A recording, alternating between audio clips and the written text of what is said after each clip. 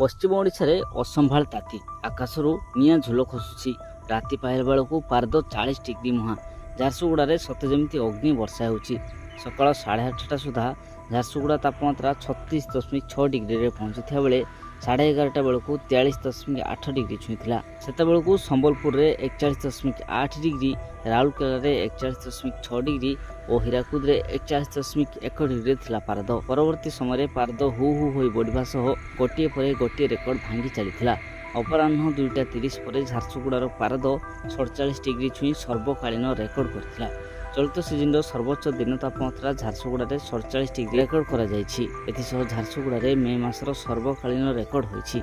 आज तापमात्रा झारसुगुड़ा इतिहास रे षष्ठ जुग सर्वाधिक तापमात्रा। पूर्व 1998 मसीहा मे 28 तारिख में 48 डिग्री रही। सेपरी 1998 मे 24 रे 47.6 डिग्री थिया बेले 1978 मे 20 रे 47.5 डिग्री, 1975 मे 11 रे 47.4 डिग्री, 1998 मे 27 47.2 डिग्री, 2000 मे 24 रे 47 डिग्री रेकर्ड करा जायथिला। केवल झारसुगुड़ा नुहे संबलपुर ठारू आरंभ कर मालकानगिरी पर्यंत कौन जिले में निस्तार नहीं। 19टी सहर पारद 40 डिग्री रु अधिक रही।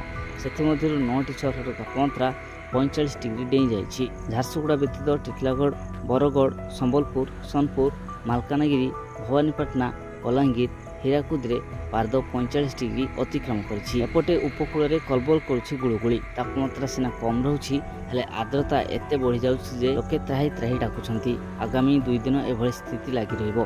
गरम सांगकु गुळुगुळी अनुभूत हेबो बोली भारतीय पाणीपाग विभाग पक्षरु पूर्वानुमान करा जायछि।